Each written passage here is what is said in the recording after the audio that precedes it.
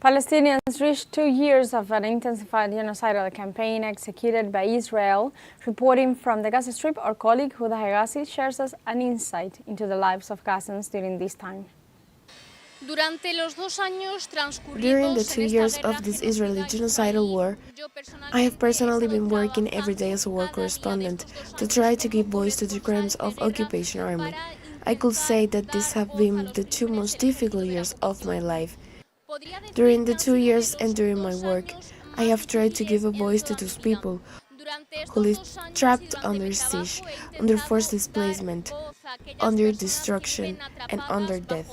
Personally, and as a journalist like most of my colleagues, we have tried to suffer what any citizen suffer and any Gazan inside the Gaza Strip, and the very difficult conditions of working as a journalist. First, we have suffered forced displacement, we have suffered famine, and we have suffered death and loss. And on the other hand, we have been working under extreme conditions, without access to the internet, without access to electricity, under bombardment and under Israeli bombing that has been persecuting us for all these years. Since the beginning of the Israeli genocidal war, Israel has targeted, bombed, and killed journalists. Since the beginning of this war, more than 250 colleagues working in the media have lost their lives trying to report on the genocidal war. Therefore, working as journalists inside the Gaza Strip is not just any job, it means resistance. It means facing the obstacles of daily life, as well as facing attacks from the occupation army. And I personally believe that after these 2 years of war, working as a journalist can be considered one of the most dangerous and risky jobs here inside the Gaza Strip. I have personally suffered a lot. Firstly, because I have been separated from my family during the first phase of the war. My family remained in the north of the Strip, and I have to evacuate to the south. In the second phase, thank God, my family is not here. They were able to evacuate and escape the nightmare. But I have decided to stay in the Gaza Strip. I am staying to continue covering the events, the destruction, the death, and the bombing caused by Israel. These have not been easy years at all.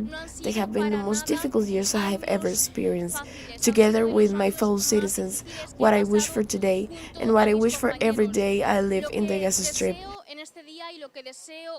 is that this Israeli genocidal war ends as soon as possible, that these bloodsheds end, that the death stops, that the destruction stops, that we can have our freedom of expression, that we can try to report without fear of being bombed at any moment, that international law are respected. But unfortunately, here in the Gaza Strip, nothing has been done. Like my fellow journalists, I have a goal, which is to continue covering, to continue giving a voice until this war can end as soon as possible here in the Gaza Strip. The global humanitarian organization Action Against Hunger warned of a 700% increase in child malnutrition in Gaza since October 2023. An analysis presented by the organization showed that since August 2025, Gaza has officially been in the most serious stage of food insecurity. In this context, the organization also denounced that using hunger as a weapon of war is a violation of international law and is contrary to United Nations Security Council Resolution 2417. Since October 2023, Action Against Hunger has supported thousands of people in the Gaza Strip through the distribution of food, drinking water, hygiene products, sanitation services, cash assistance, and also the detection and treatment of malnutrition in children.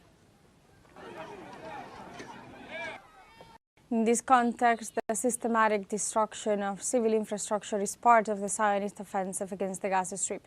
Let's look at the following report. La ofensiva israelí sobre Gaza The Israeli offensive in Gaza has caused unprecedented destruction of essential civil infrastructure, reducing 70% of buildings in the north of the Strip and 50% in the south to rubble, according to the United Nations data. Esto según datos de Naciones Unidas. Sistemas de agua potable. Drinking water systems, electricity networks, hospitals, schools, and more than 150,000 homes has been deliberately bombed, creating a catastrophic humanitarian crisis. Creando una crisis humanitaria catastrófica. La ONU estima que los daños superan los 10. The UN estimates that the damage exceeds 18.5 US billions, while 2.3 million Palestinians face inhuman living conditions without access to basic services after Israel made everything that sustains life in the besieged territory a strategic target. Todo aquello que sostiene la vida en el territorio sitiado. Entre las infraestructuras. Among the critical infrastructures destroyed are the 3 main water desalination systems, the 12 power stations, and 35 of the 36 hospitals in Gaza, now totally or partially unable to function. De Gaza, ahora incapacitados total o parcialmente para funcionar. Esta demolición metódica incluye carreteras. This methodical demolition includes roads, bridges, farms, and sewage systems, creating an apocalyptic landscape where diseases such as cholera resurge due to the impossibility of maintaining minimum sanitary conditions. Tener condiciones sanitarias mínimas. Organizaciones de derechos humanos.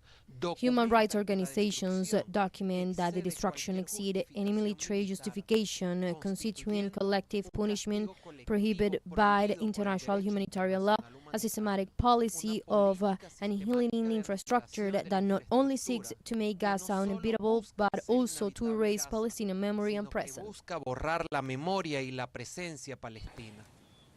In Venezuela, Caracas residents mobilized in the capital city to express their rejection of Israel's genocidal aggression against the Gaza Strip. On Tuesday, social organizations and activists marched through several avenues in Caracas in solidarity with the Palestinian cause. Waving Palestinian flags and chanting slogans, protesters demanded an end to the Zionist aggression and the entry of humanitarian aid into the Gaza Strip. This great march for freedom and full sovereignty for Palestine is being held in the second year since the Israeli occupation forces began their attacks against the Palestinian people, which has resulted in a systematic genocide that killed more than 67,000 Palestinians.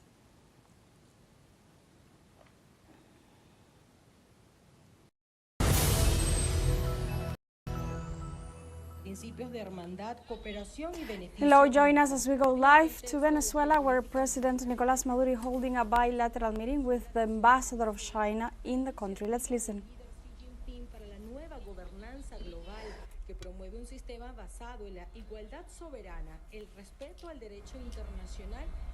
We are live at this hour to the Miraflores Palace, where President Nicolás Maduro is holding a meeting with the ambassador of China in the country, of the Popular Republic of China in the country, in Caracas, that are both holding this encounter to boost and also to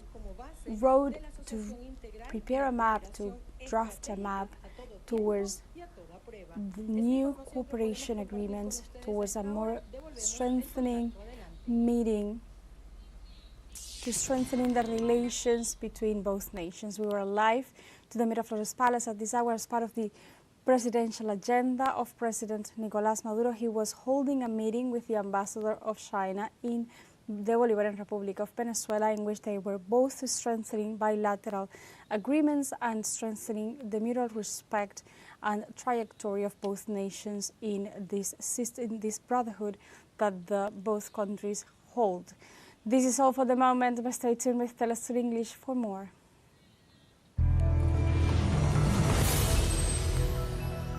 De la cocina.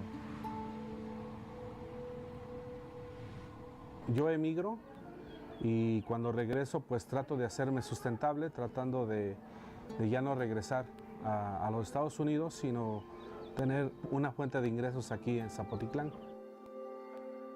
Lo que traté fue de adaptarlas de una manera que se pudieran cocinar frescas y pues empezamos a lo que es a recuperar esa gastronomía que se estaba perdiendo de nuestros antepasados. Platicando con mis abuelos, con mis tías, con mi mamá, fue como me fui enterando de todos estos pues insectos, de todas estas flores, de todos estos frutos. Yo siempre he mencionado que aquí en Zapotitlán tenemos 3 productos estrella que van siempre, pues que la gente va buscando, como es en cuestión de las flores es la tetecha, en cuestión de los insectos es el puchamá y en cuestión de los frutos es el garambullo, que es muy conocido ya, por lo menos a nivel región. Yo también he comentado que gracias a ese tipo de alimentos nuestros antepasados fueron longevos, llegaban a vivir arriba de 100 años. Ahorita en la actualidad, pues si bien nos va 70 años, ¿no? Y todavía con dificultad, ¿no? Y pues vamos a ver qué tal está. La verdad es que creo que se debe tener un poco de una boca grande, así que a ver si no hago una barbaridad.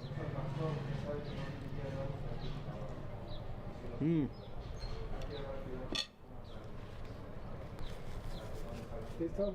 ¿Qué? ¿Buenísimo? Buenísimo.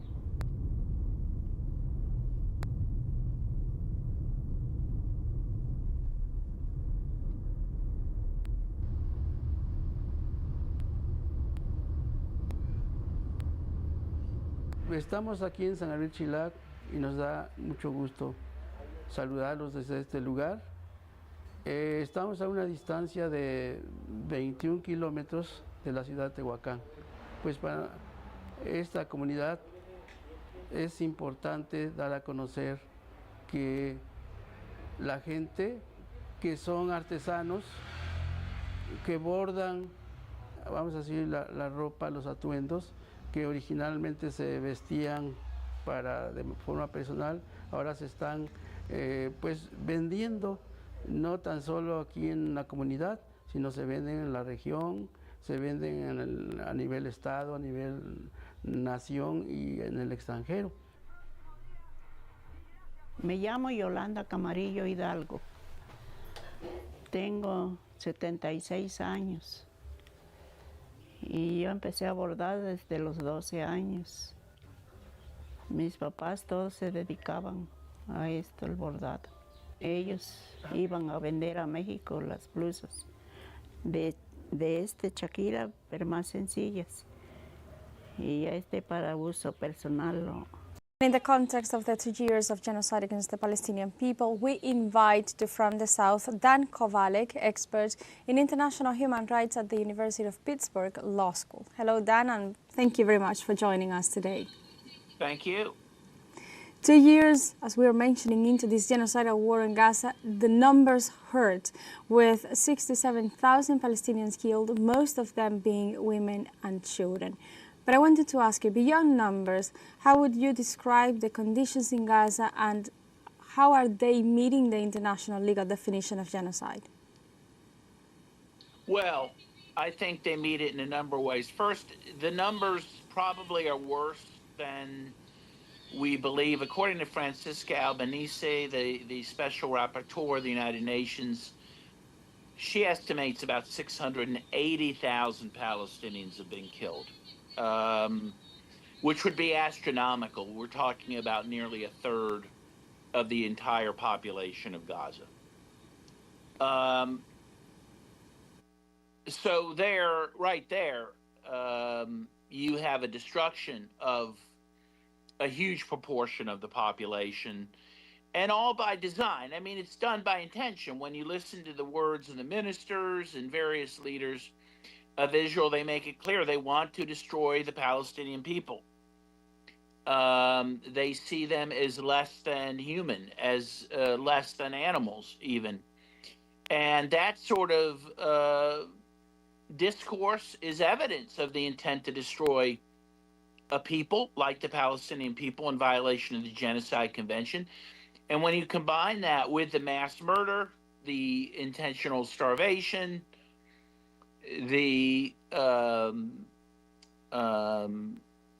destruction of the environment, the water supplies, the air, even quality has been destroyed. All of the infrastructure has been destroyed. So they've destroyed the conditions necessary for life in Gaza. All that is evidence of genocide.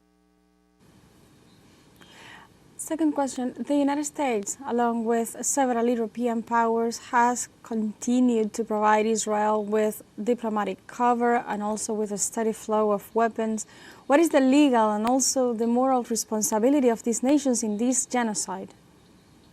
Yeah, well, under the Genocide Convention in 1948, all nations have a duty to prevent and stop genocide. So first of all, the fact that countries are not doing that them itself is unlawful. But of course, those countries that are actually, like the United States and Britain and Germany, for example, that are actually militarily supplying Israel, they're actually aiding and abetting genocide, which itself is, makes them criminally liable under the Genocide Convention, which makes being complicit in genocide a crime. So there are many, many people, particularly in the West, who could be, tried and convicted for crimes of genocide, along with Israeli officials. We've seen rulings from the ICJ, we've seen as well investigations and countless of United Nations resolutions opposing to this genocide. Why have these international legal mechanisms so far have failed to halt the violence or enforce accountability? Well, because really the way the UN is structured, the only power, for the most part, resides in the Security Council. And the U.S. has a veto power there and has exercised it. They've blocked any attempt to pass resolutions that could end the genocide. There is another means to do that. That would be a Uniting for Peace resolution in the General Assembly of the UN. Gustavo Petro of Colombia, who you mentioned, is in favor of passing that sort of resolution, but that has not been passed. So all we have is the Security Council, which is at a stalemate because of the U.S. veto, and that has prevented any meaningful attempts to end the genocide in Gaza. Thank you very much, Dan, for your time here from the South. Thank you. Thank you very much. In this context, let's keep and stay in topic. Palestinians reached 2 years of an intensified genocidal campaign executed by Israel, reporting from the Gaza Strip, and our colleague Huda Hegazi shares us an insight into the situation on the enclave.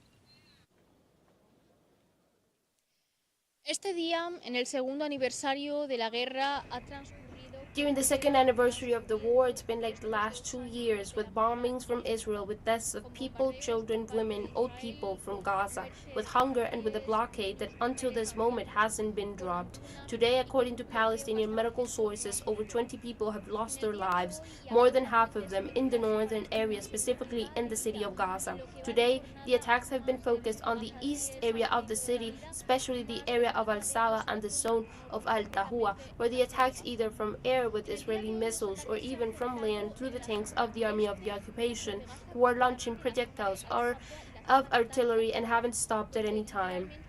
It has been reported that there has been attacks on the east zone of the city of Gaza, more concretely in the zone of Al-Tufa, where according to the Baptist hospital, over 5 victims have arrived to the hospital. 2 of them are children who are underage. Also in the center of this area, which was supposed to be a safe, de que también se han llevado ataques en la zona este de la ciudad de Gaza, concretamente en la zona de Al-Tufah, en donde acorde a el Hospital Bautista. In a humanitarian zone, it has also been the target of attacks, and especially the zones that are points of distribution of humanitarian aid, those called death traps, where the people from Gaza go with desperation to get some food and are murdered during that attempt. Also, it has been reported that today approximately 2 cases have died inside the zone of Gaza due to starvation, one of them in the northern area and the other one in the south area, more concretely the zone of Khan Yunis. that can indicate that in these 2 years of war, Israel keeps imposing a very brutal siege in all of the Gaza Strip and continues to stop the entrance of food, medicine, and supplies that are basic. Also today, the hospitals of the north zone of Gaza have sent a communique remembering that since Israel closed the crossing of Al-Rasid, an almost complete siege has been imposed in the city of Gaza, and from that moment, not any food or medical supplies have entered the zone, which means that the hospitals are in the north are literally facing one of the biggest crises they have faced up to this moment. Israel cerró el cruce de Al-Rashid, se ha impuesto un asedio casi total en toda la ciudad de Gaza. Y desde ese momento no ha entrado ni comida, ni alimentos, ni suministros. The hospitals are literally not enough due to the rise of the bombings and even due to the increase of the attacks from the occupation army. As we can listen in this moment, they are the noise that is in the background, the Esra, which is the occupation army. The hospitals are also asking for the entrance of supplies, medicines, and fuel, because if it doesn't come in, they could be talking about hospitals shutting down in any time. So this is the panorama. On the other side, speaking of that, up to this moment, the negotiations in Egypt in the zone of Sharm al-Sheikh continue.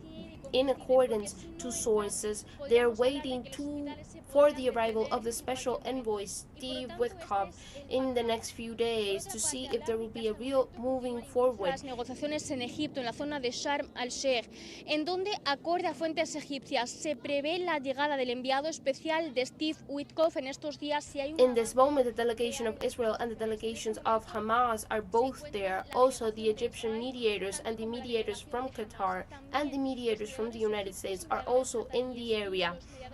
Up to this moment, details haven't been shared on the advances of the negotiation or what has happened on the table of these agreements, but apparently in this moment, Egypt is looking at the possibility of making the list of those in prison from Palestine who will be liberated in the first phase of the agreement, where Hamas is asking for the liberation of high personalities among them. We can highlight Mahmoud al-Harbusi, but up to this point, Israel is refusing to liberate him, so the next days will be very decisive, where we could be able to see if these negotiations are really going to bear fruit, or will they fail like the previous ones have.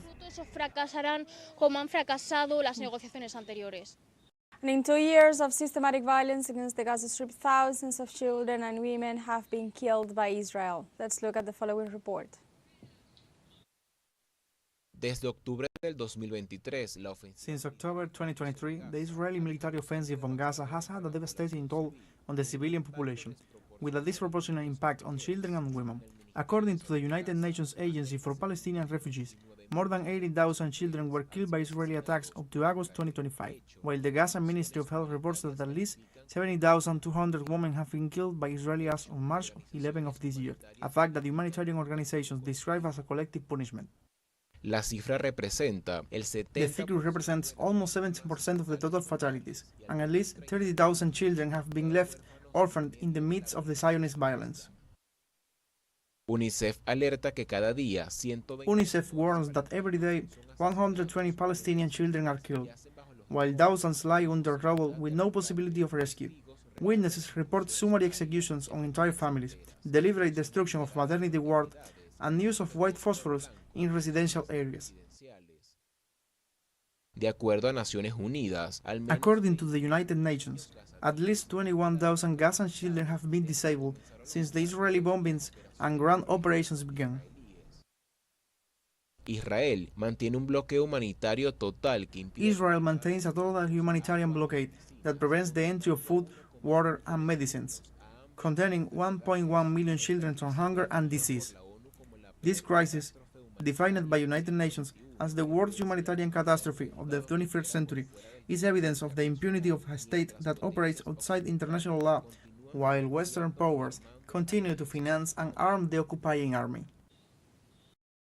We go to the United States. 139 immigration charges have been filed since President Donald Trump took office in January as part of his sweeping changes to immigration policies. More on this matter with our correspondent, Jorge Gestosa. Thank you. 139 immigration judges has been fired since this new administration came to power on the month of January.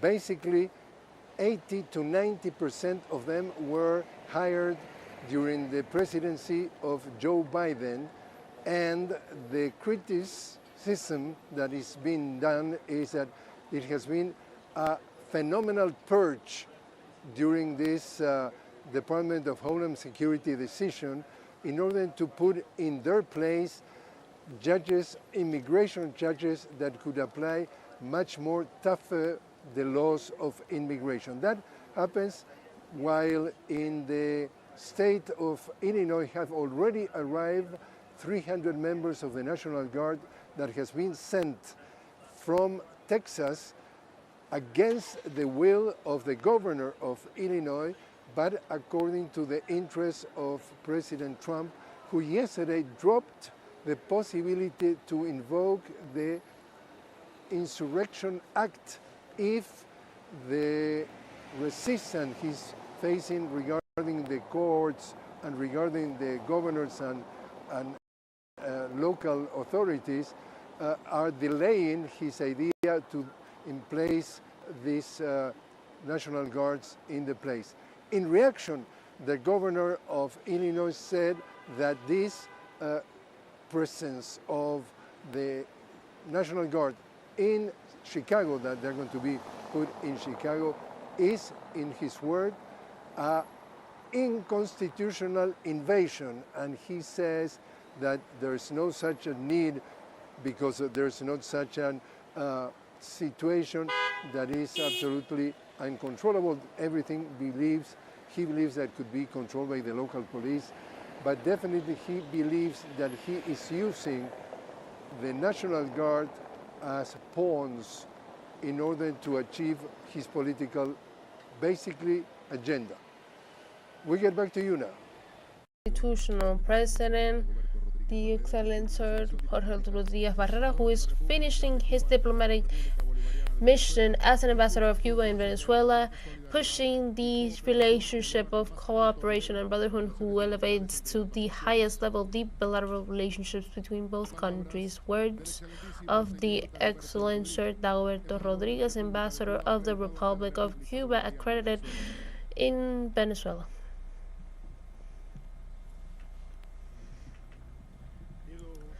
Dear President Nicolas Maduro, dear Celia, to the Vice Minister, dear ambassadors, brothers, friends, Prime Minister Ivan Gil, Foreign Minister Ivan Gil, firstly, I want to honestly thank all of you, Celia, and your government team for the invaluable support in our management in these 6 years and our mission in this Venezuela.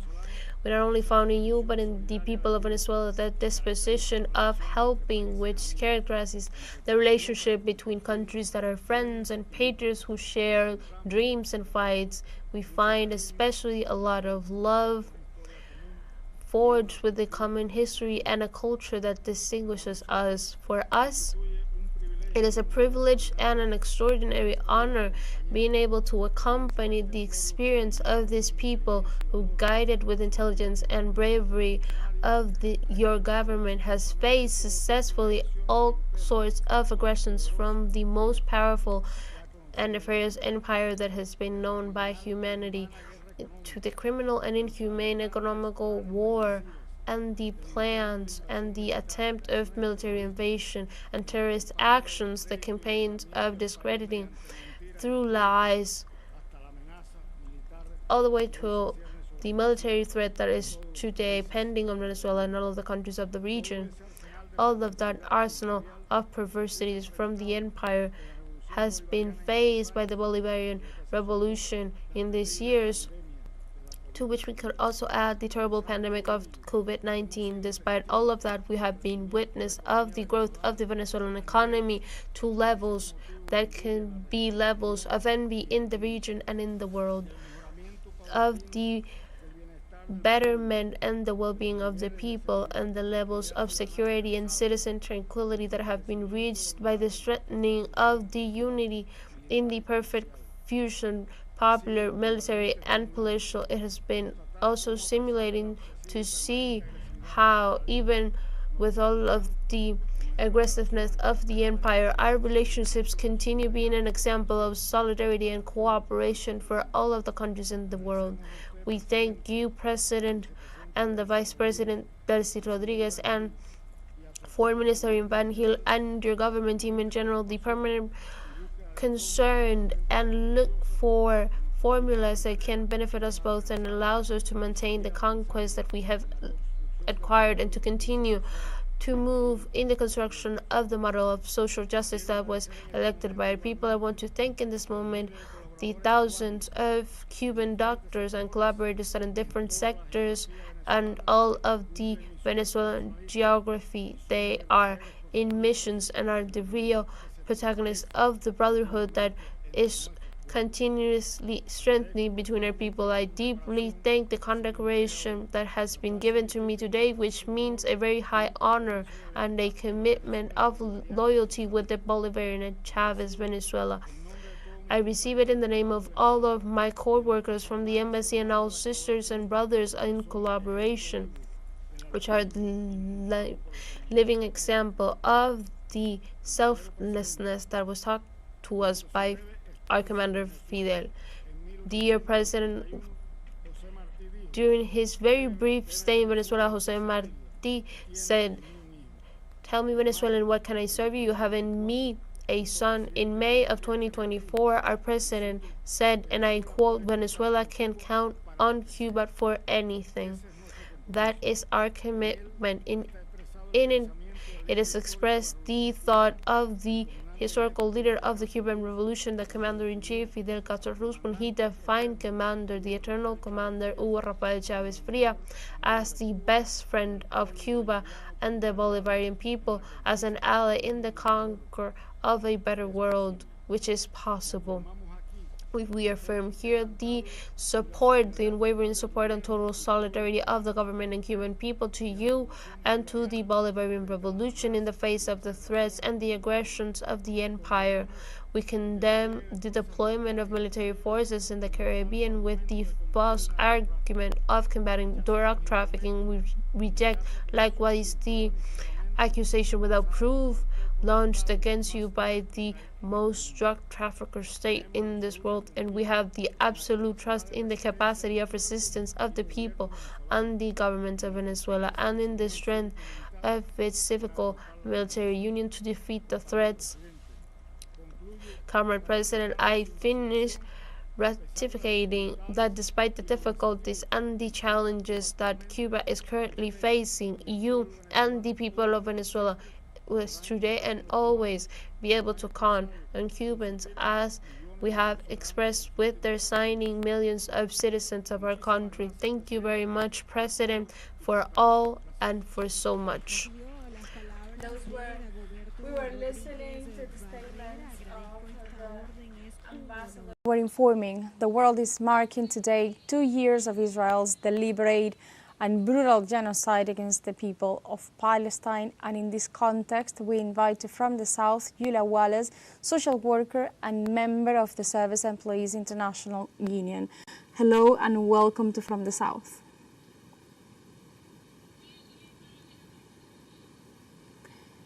Hello, thank you so much for having me. Julia, we are 2 years into this genocidal war in Gaza, with over 67,000 Palestinians killed, most of them women and children. How would you describe the current situation on the ground beyond numbers? I think there's just an incredible amount of devastation being suffered by the Palestinian people, and especially women and children, as the Israeli government has been bombing and attacking hospitals, universities, members of the press, with a horrible incessancy, starving the population and preventing flotillas that are sending aid, medicine, food from being able to get there. We're seeing that the Israeli government used October 7th as a pretext to escalate its already genocidal practices against the Palestinian people, and are attempting to go into Gaza and are going into Gaza with the assistance and aid of the Trump administration, backed by both parties who have continued to fund Israel's genocidal attack. Despite official positions, we've been seeing massive public support for Palestine, such as you were mentioning, the actions of the Global Summit Flotilla that received worldwide attention, also massive demonstrations worldwide. Do you believe this represents a fundamental shift in global public consciousness regarding Palestine? Absolutely. There was a New York Times article that recently came out that from December 2023, there was 21% of those polled believed that Israel was bombing innocent civilians, and that has now jumped to 40%. And that's in the United States of folks polled.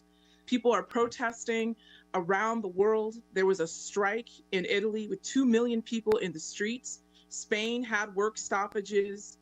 There was a strike 2 years ago at UCLA for Palestine. There are protests happening all over the world, as you said, in Argentina, opposing these authoritarian and repressive right-wing regimes like the Milei government and the Trump administration. And so we're seeing more people in my union, SEIU. We have a group, Purple Up for Palestine, as well as Labor for Palestine. So workers are also taking initiatives and fighting so that we withhold our labor to prevent and stop this genocide and show real solidarity to the Palestinian people.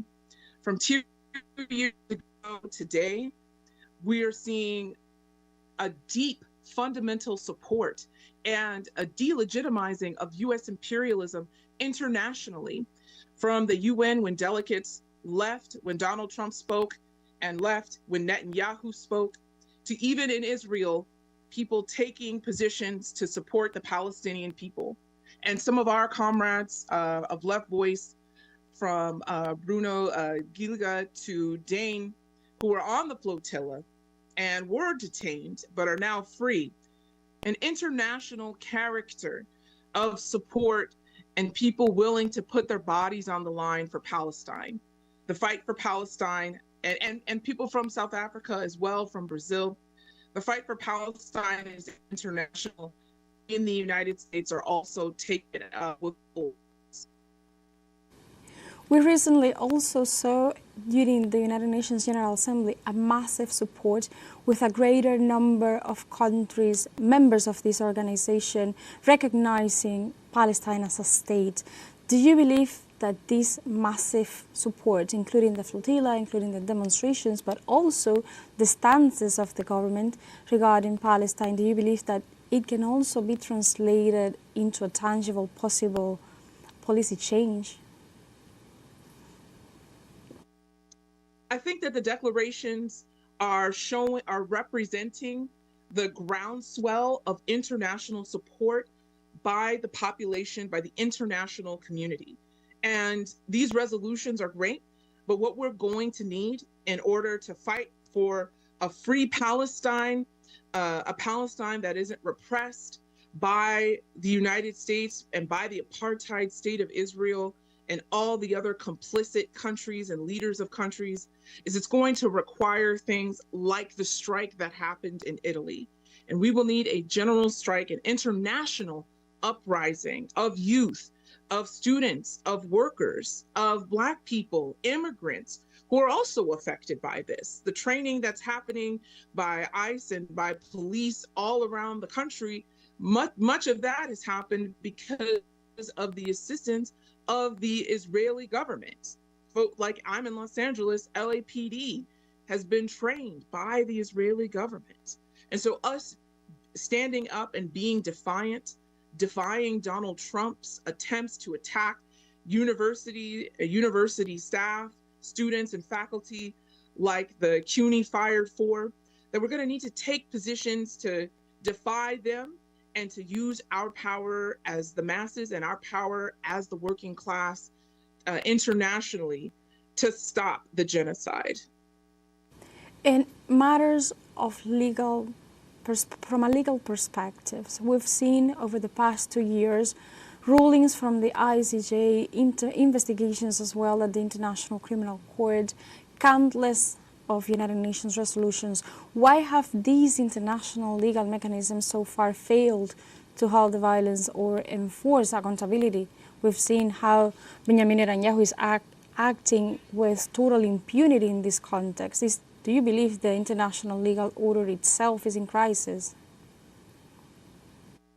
I think that the legality is only going to go so far if there isn't a actual groundswell, if there aren't things like what happened in Italy. You know, there have been resolutions passed against Israel since its existence. Organizations and countries have opposed the Nakba since 1948. So the difference is that there are strikes for Palestine. A strike at UCLA, and not just at UCLA. UCLA was repressed by Zionists, by anti-trans people, by and the complicity of LAPD and the sheriffs who were there and watched people be beaten bloody. The repression at UCLA, at the encampment at UCLA, led to a California-wide strike, not just for Palestine, but explicitly for Palestine, but also for the right of free speech, for the right to condemn the genocide, for the right to even just say Palestine. And what we're going to need to do is it goes far beyond just legal declarations, forms, and things like that. It's going to require work stoppages. It's going to require economic disruptions, political organization. And in the United States in particular, where the Democratic Party, led by then Genocide Joe, lost the election in part because of its escalation in the genocide, it's going to require that we as working class people form our own political organizations that are independent of any of these capitalists, landlords, cops, and bigots and developers who are supporting the genocide. It's going to mean that we form our own political organizations and not rely on the Democratic Party, where some may be condemning aspects of the genocide, but in reality all defend the apartheid state of Israel's right to exist. It's going to mean that we organize ourselves with and join the immigrant rights movement that is strong in Los Angeles, that we unite with the forces in the Black community that are opposing police brutality, and the state, that same state that beats us, is the same state that beats the Palestinians, that shoots and kills them. It's going to mean that we unite the struggle for trans rights. Trans people are also attacked by the same police that are trained by the Israeli military. It's going to mean that we unite all these struggles in a struggle against imperialism, and that we use our power as workers in order to make that so. Angela, there is a new negotiation underway for a ceasefire with a new proposal from the U.S. President Donald Trump.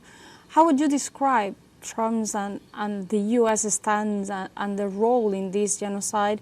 What interest do you believe lie behind this position, taking into account the imperialist aspirations of the White House in the Gaza Strip, in the territory? Yes, so Israel remains the #1 funder from the United States, from U.S. imperialism, long before the Trump administration. This is not, what's new is the escalation using October 7th as a pretext to increase their attacks. Trump said he wanted to turn Gaza into a casino, a resort, on the bones and the blood of the Palestinian people. And we must vehemently oppose that. The ceasefire that the Trump administration is attempting to do is really a surrender of the resistance and attempting to quell that. He's not interested in any of those things. What Trump's main attempt to do is geopolitical control, using Israel as a satellite in order to maintain its tentacles, its claws into the Middle East and into North Africa. And that's why even if Trump criticizes certain aspects or tactics of Netanyahu, the regime of Netanyahu, that in fact they have no interest in the welfare or the well-being of the Palestinian people or any other working class or oppressed people around the world. They have no interest in that, and this supposed ceasefire is really a tactic in order to force submission and through starvation now, through bombing and starvation. We've seen how the United States have been the main complicit in this genocide. However, it has not been the only one. Several European powers have continued as well to provide Israel with unwavering diplomatic cover, also with a steady flow of weapons. What is the legal and the moral responsibility of these nations in this genocide? I think that many of these countries that are still supporting Israel also have anti-immigrant, anti-Muslim, anti-Arab policies connected with the struggle in Palestine. So it's no surprise that they then the leaders of these countries then take these positions to support the genocide, because in fact they're supporting the repression of their own populations domestically. So I think what we're going to need to do, and I maybe I sound like a broken record, but I think we're going to be, as working class people, we're going to have to do things to rely on ourselves and not on these leaders who have proven themselves time and again to support oppression, capitalism, and imperialism. So we as working class people, it's going to be up to us. And then the legal things will change. As we have seen in history, when there is a struggle, then things are passed. For example, the laws against racism and discrimination that the Trump administration is attempting to roll back. Those laws were because Black people in particular took up the fight and were supported internationally for liberation and against racism. And the Palestinian people also supported that. They supported people like Malcolm X and Huey Newton. They supported the struggle for Black liberation, even one of them being murdered for the protest for George Floyd.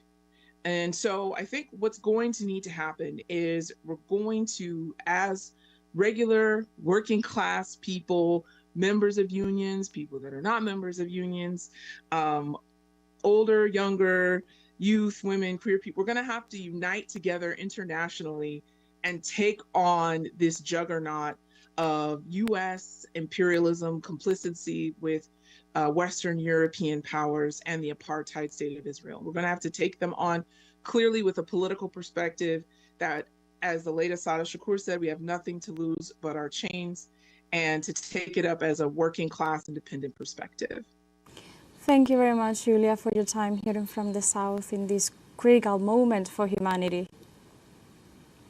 That's right. From the river to the sea, Palestine will be free, and we will continue to struggle in our workplaces and our communities for the working class liberation of Palestine and for the world. So thank you so much for having me on. Palestinians reached 2 years of an intensified genocidal campaign executed by Israel.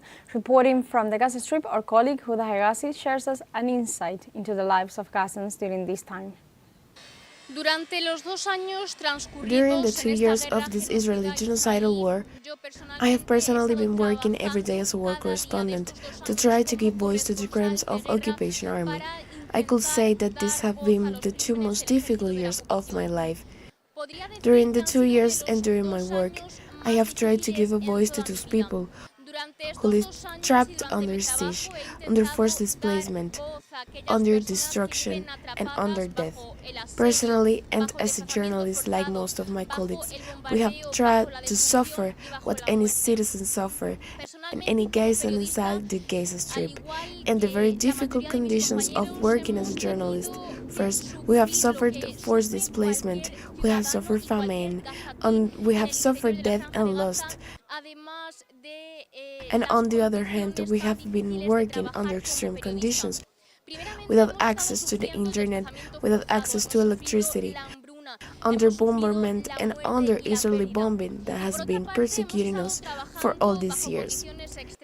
Since the beginning of the Israeli genocidal war, Israel has targeted, bombed, and killed journalists. Since the beginning of this war, more than 250 colleagues working in the media have lost their lives trying to report on the genocidal war. Therefore, working as journalists inside the Gaza Strip is not just any job, it means resistance. It means facing the obstacles of daily life, as well as facing attacks from the occupation army. And I personally believe that after these 2 years of war, working as a journalist can be considered one of the most dangerous and risky jobs here inside the Gaza Strip. I have personally suffered a lot. Firstly, because I have been separated from my family during the first phase of the war. My family remained in the north of the strip, and I have to evacuate to the south. In the second phase, thank God, my family is not here. They were able to evacuate and escape the nightmare. But I have decided to stay in the Gaza Strip. I am staying to continue covering the events, the destruction, the death, and the bombing caused by Israel. These have not been easy years at all. They have been the most difficult years I have ever experienced. Together with my fellow citizens, what I wish for today and what I wish for every day I live in the Gaza Strip is that this Israeli genocidal war ends as soon as possible, that this bloodshed ends, that the death stops, that the destruction stops, that we can have our freedom of expression, that we can try to report without fear of being bombed at any moment, that international law are respected. But unfortunately, here in the Gaza Strip, nothing has been done. Like my fellow journalists, I have a goal, which is to continue covering, to continue giving a voice until this war can end as soon as possible here in the Gaza Strip. The global humanitarian